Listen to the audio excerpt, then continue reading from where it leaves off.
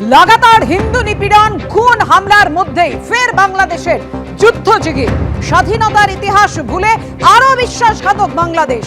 কট্টরপন্থীদের যুদ্ধ হুঙ্কারের মধ্যেই যুদ্ধের মহড়া। যুদ্ধের জন্য তৈরি থাকার হুঙ্কার শান্তিতে নোবেল প্রাপক ইউনূসের। মোহাম্মদ ইউনূস তিনি যুদ্ধের জন্য তৈরি থাকার হুঙ্কার দিলেন, যিনি শান্তিতে নোবেল পুরস্কার পেয়েছেন। কট্টরপন্থীদের যুদ্ধ হুঙ্কারের মধ্যেই একেবারে যুদ্ধের মহড়া। অর্থাৎ বুঝতেই পারছেন কতটা বিশ্বাসঘাতক বাংলাদেশ। ভারতের প্রতি সমস্ত কৃতজ্ঞতা ভুলে, স্বাধীনতার ইতিহাস ভুলে একেবারে যুদ্ধ জিগির। হিন্দু নিপীড়ন হামলা খুনের মধ্যেই এবার যুদ্ধ জিগির বাংলাদেশে। কট্টরপন্থীদের একের পর এক এই যুদ্ধ নিয়ে হুমকি হুঁশিয়ারির মধ্যেই এবার ইউনূসের, মোহাম্মদ ইউনূসের যুদ্ধের জন্য তৈরি থাকার হুঙ্কার। চট্টগ্রামে রীতিমতো যুদ্ধের মহড়া হলো। কথা বলবো, আমাদের সঙ্গে রয়েছেন আমাদের প্রতিনিধি রাজর্ষি দত্তগুপ্ত। রাজর্ষি, তাহলে আর রাগঢাক গুড়গুড় নয়, এই যুদ্ধের মহড়া দিয়ে পরিষ্কার যে একেবারে ভারতের বিরুদ্ধে তারা যুদ্ধ চাইছে। এতটা অকৃতজ্ঞ বাংলাদেশ, এতটা বিশ্বাসঘাতক বাংলাদেশ। দেখো, ভারত বাংলাদেশের যে আজকের দিনের অবস্থা, পরিস্থিতি, পরিবেশ, সেই প্রেক্ষাপটে আজকের এই মহড়া অত্যন্ত তাৎপর্যপূর্ণ। এবং যুদ্ধের যে জিগির বাংলাদেশ থেকে উঠছিল, বিভিন্ন কট্টরপন্থী নেতারা তুলছিলেন, এবং অন্তর্বর্তী সরকারের মনোভাবও এবং তাদের কথাবার্তাও কিন্তু সেরকমই একটা ছিল। সেই জায়গা থেকে আজকে এই মহড়া আচমকা হলো, এবং সেখানে প্রধান উপদেষ্টা ইউনূস উপস্থিত ছিলেন। তিনি 1 ঘন্টা ধরে এই মহড়া চলে, একেবারে আসল যুদ্ধের কায়দায়।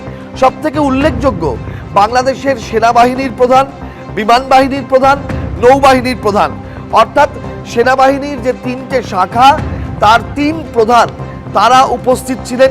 এবং দেশের প্রধান উপদেষ্টা ইউনূস, মোহাম্মদ ইউনূস, তিনি উপস্থিত ছিলেন। 1 ঘন্টা ধরে মহড়া হয়, এবং সেখানে আমরা যেটা খবর পাচ্ছি সংবাদ মাধ্যম সূত্রে, যে অত্যাধুনিক ট্যাঙ্ক, গোলন্দাজ বাহিনীর কামান, পদাতিক বাহিনী, বিমান বাহিনী, হেলিকপ্টার, অর্থাৎ বাংলাদেশের সামরিক শক্তির একটা প্রদর্শন বলতে পারো তুমি। যে বাংলাদেশ যে সামরিকভাবে অত্যন্ত বলশালী, বাংলাদেশেরও যে সামরিক দক্ষতা এবং ক্ষমতা রয়েছে, এবং বাংলাদেশ সামরিক যুদ্ধের জন্য প্রস্তুত, সেইটা বোঝাতে, সেই বার্তা দিতে আজকে এরকম একটা বিরাট মহড়া উপস্থিত হলো, যেখানে দেশের প্রধান উপদেষ্টা থেকে দেশের 3 বাহিনীর প্রধান তারা নিজেরা দাঁড়িয়ে থেকে তা প্রত্যক্ষ করলেন। এটার মধ্যে থেকেই এই বার্তা যে যুদ্ধ হলে আমরা প্রস্তুত। এবং যেটা ইউনূস বলেছেন যে এটা মহড়া, কিন্তু মহড়া থেকেই আসল যুদ্ধ জয়ের প্রস্তুতি তৈরি হয়। এইটাও অত্যন্ত ইঙ্গিতবাহী একটা মন্তব্য। সামগ্রিকভাবে বলতে পারো এটা অভিনব একটা ঘটনা। গত বছরের জুলাই মাস থেকে এ পর্যন্ত যা হয়ে এসেছে, তাতে বিভিন্ন রকমের মন্তব্য শুনেছি। বাংলাদেশের প্রাক্তন অবসরপ্রাপ্ত সেনাকর্তারা সরাসরি দিল্লি দখলের হুমকি দিয়েছেন, কলকাতা দখলের হুমকি দিয়েছেন। দেশের মধ্যে ঢুকে নাকি তারা ভারতকে পরাস্ত করতে পারবেন, সেই সামরিক ক্ষমতা তাদের আছে, এই হুমকি দিয়েছেন।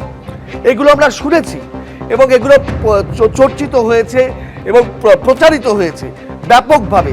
তারপরে আজকে এই মহড়া, এই বিরাট করে উল্লাস করে মহড়া, সামরিক মহড়া এবং সেনাবাহিনীর ক্ষমতা প্রদর্শন, বিমান বাহিনী, সেনাবাহিনীর ক্ষমতা প্রদর্শন, সেইটা কিন্তু অত্যন্ত উল্লেখযোগ্য, ইঙ্গিতবাহী, বার্তাবাহী, এটা নিঃসন্দেহে বলা যায়।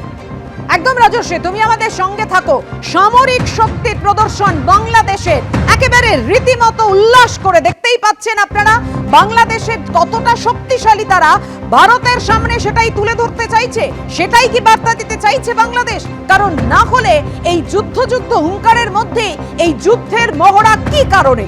একেবারে 3 সেনাবাহিনীর প্রধানরা তারা ছিলেন, এবং মোহাম্মদ ইউনূস ছিলেন অন্তর্বর্তী সরকারের প্রধান উপদেষ্টা। মোহাম্মদ ইউনূস দ্বিপাক্ষিক সম্পর্কে অস্থিরতার মধ্যে ট্যাঙ্ক, কামান, যুদ্ধ বিমান নিয়ে রীতিমতো মহড়া দিল বাংলাদেশ।